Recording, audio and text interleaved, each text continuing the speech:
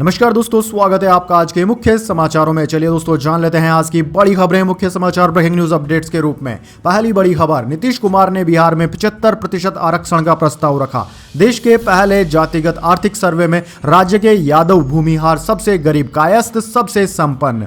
जी हां दोस्तों, बिहार में मंगलवार को देश का पहला जातिगत आर्थिक सर्वे पेश किया गया। इस रिपोर्ट के मुताबिक बिहार में पिछड़ा वर्ग के 33.16%, सामान्य वर्ग के 25.09%, अत्यंत पिछड़ा वर्ग में 33.58%, एससी के 42.93% और एसटी के 42.7% गरीब परिवार हैं। सबसे ज्यादा गरीब यादव और भूमिहार हैं और सबसे संपन्न कायस्थ हैं। दोस्तों, मुख्यमंत्री नीतीश कुमार ने बिहार विधानसभा के सदन में केंद्र से आरक्षण का दायरा 60% से बढ़ाकर 75% करने का सुझाव दिया है। नीतीश कुमार ने ओबीसी और ईबीसी वर्ग के लिए यह सुझाव दिया है। सदन में आरक्षण समेत कई मुद्दों पर सीएम ने अपनी बात रखी। दोस्तों, आपकी जानकारी के लिए बता दें, मुख्यमंत्री ने कहा कि राज्य में 94 लाख गरीब परिवार हैं। इन गरीब परिवारों को 2 लाख रुपए राज्य सरकार की तरफ से मदद दी जाएगी। इसके बाद दोस्तों, अगली बड़ी खबर, देश में लोगों की इनकम में असमानता बढ़ी, गरीबी घटी। रिपोर्ट में दावा, 10% अमीर लोगों के पास देश की आधी संपत्ति है। जी हां दोस्तों, भारत हाई इनकम वाले देशों में शामिल हो चुका है। चिंता की बात यह है कि पिछले 20 साल में लोगों की इनकम और संपत्ति में असमानता में काफी बढ़ोतरी हुई है। United Nation Development Programme UNDP ने सोमवार को जारी हुई अपनी एक रिपोर्ट में यह दावा किया। रिपोर्ट के मुताबिक भारत दुनिया के टॉप 10 देशों में शामिल हुआ है जहां लोगों की इनकम बढ़ी तो है, लेकिन सभी वर्गों की समान रूप से नहीं बढ़ी। 10% अमीर लोगों के पास देश की आधी संपत्ति है। रिपोर्ट में यह भी दावा किया गया है कि देश में गरीबी रेखा के नीचे रहने वालों की संख्या 2015-16 में 25% से घटकर 2019-21 के दौरान 15% पर आ गई है। दोस्तों, रिपोर्ट के मुताबिक देश के 18.50 करोड़ लोग गरीबी में रहने को मजबूर हैं, जिनकी आय $2.15 यानी कि 180 रुपए से भी कम है। इसके बाद दोस्तों, अगली बड़ी खबर, एमपी सड़क हादसे में बाल बाल बचे केंद्रीय मंत्री प्रहलाद पटेल, एक शख्स की मौत, 3 घायल। जी हां दोस्तों, केंद्रीय मंत्री प्रहलाद पटेल मंगलवार को सड़क दुर्घटना का शिकार हो गए। हालांकि इस दौरान वह बाल बाल बच गए, लेकिन इस घटना में 35 साल के एक शख्स की मौत हो गई। इसके अलावा 3 अन्य लोग घायल हुए हैं। दोस्तों, केंद्रीय मंत्री पटेल का काफिला छिंदवाड़ा से नरसिंहपुर की तरफ जा रहा था। इस दौरान उनका वाहन अचानक से सड़क से नीचे उतर गया। वाहन क्षतिग्रस्त होने से 2 से 3 लोग घायल हुए हैं। दोस्तों, आपकी जानकारी के लिए बता दें, वह मध्य प्रदेश विधानसभा चुनाव के लिए छिंदवाड़ा में है।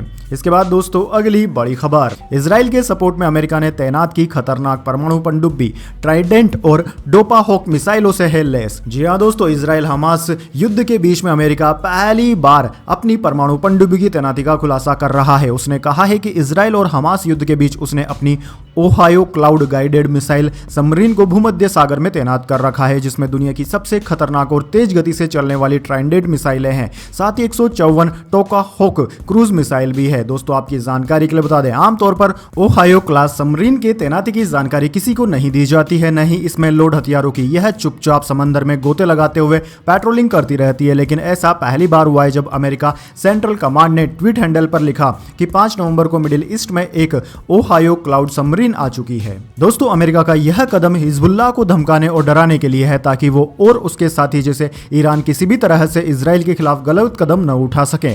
ओहायो क्लास सबमरीन की तैनाती की जानकारी इस तरह से देना दुनिया भर के एक्सपर्ट्स के लिए हैरान करने वाला कदम है। चलिए दोस्तों, जान लेते हैं इसके बाद अगली बड़ी खबर, सुप्रीम कोर्ट बोला, हमारा बुलडोजर चला तो रुकेगा नहीं। दिल्ली के प्रदूषण पर कहा, सब्र खत्म हो रहा। राजस्थान, यूपी, पंजाब, हरियाणा पराली जलाना बंद करे। जी हां दोस्तों, दिल्ली एनसीआर में बढ़ते प्रदूषण की समस्या पर सुप्रीम कोर्ट में मंगलवार 7 नवंबर को सुनवाई हुई। इस दौरान जस्टिस संजय किशन कौल ने पंजाब, हरियाणा, यूपी और राजस्थान सरकारों को सख्त आदेश दिया कि पराली जलाना तुरंत बंद कर दिया जाए। प्रदूषण को देखते हुए हमारा सब्र खत्म हो रहा है। अगर हमने एक्शन लिया तो हमारा बुलडोजर रुकेगा नहीं। वहीं दोस्तों, सुप्रीम कोर्ट ने दिल्ली सरकार को भी दिशा निर्देश दिया कि नगर निगम शहर का ठोस कचरा खुले में न जलाएं, क्योंकि दिल्ली को हर साल प्रदूषण से जूझने के लिए नहीं छोड़ा जा सकता। जस्टिस कौल ने केंद्र से कहा कि वह किसानों को सब्सिडी देने और दूसरी फसलों की पैदावार के लिए प्रेरित करें, ताकि ठंड से पहले पराली जलाना बंद हो सके। इसके बाद दोस्तों, अगली बड़ी खबर, वर्ल्ड कप में शतक लगाने वाले पहले अफगानी बल्लेबाज बने इब्राहिम इब्राहिम ज़ादरान ऑस्ट्रेलिया के खिलाफ रचा इतिहास। जी हां दोस्तों, ऑस्ट्रेलिया के खिलाफ अफगानिस्तानी बल्लेबाज इब्राहिम ज़ादरान ने शानदार शतक जड़ा है। इब्राहिम ज़ादरान ने 131 गेंदों पर शतक का आंकड़ा छुआ। इस तरह इब्राहिम ज़ादरान ने इतिहास रच दिया है। दरअसल दोस्तों, ऑस्ट्रेलिया के खिलाफ इब्राहिम ज़ादरान शतक बनाने वाले पहले अफगान बल्लेबाज बने हैं। दोस्तों, आपकी जानकारी के लिए बता दें, इब्राहिम ज़ादरान ने 143 गेंदों का सामना करते हुए 129 रन की पारी खेली। उन्होंने इस पारी के दौरान 8 चौके और 3 छक्के जड़े। इसके बाद दोस्तों, अगली बड़ी खबर, भारत जोड़ो यात्रा 2.0 की तैयारी। कांग्रेस सूत्र बोले दिसंबर से फरवरी 2024 के बीच होने की है संभावना।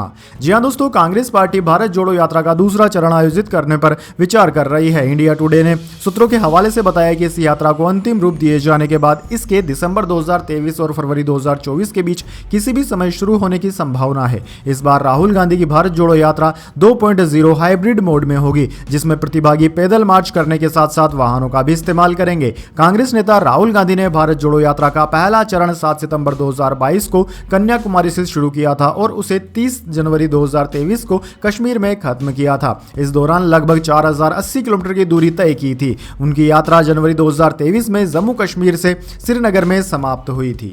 इसके बाद दोस्तों, अगली बड़ी खबर, पेरिस हवाई अड्डे पर नमाज पढ़ने लग गए लोग, वीडियो वायरल होने पर मच गया हंगामा। जी हां दोस्तों, फ्रांस की राजधानी पेरिस स्थित चार्ल्स डी गोल हवाई अड्डे पर मुस्लिम समूहों द्वारा नमाज अदा करते हुए फोटो सोशल मीडिया पर वायरल होने के बाद मामले ने तूल पकड़ लिया है। विवाद को बढ़ता देख हवाई अड्डे का संचालन करने वाली संस्था एडीपी के सीईओ ऑगिस्टन डी रोमानेट ने बयान जारी करते हुए इस घटना की निंदा की। बयान में रोमानेट ने इस घटना को अफसोसजनक बताया। वहीं फ्रांस के परिवहन मंत्री क्लेमेंट ब्यून ने सोशल मीडिया एक्स पर लिखा कि एयरपोर्ट अधिकारियों ने इस तरह की स्थितियों को संभालने का वादा किया है।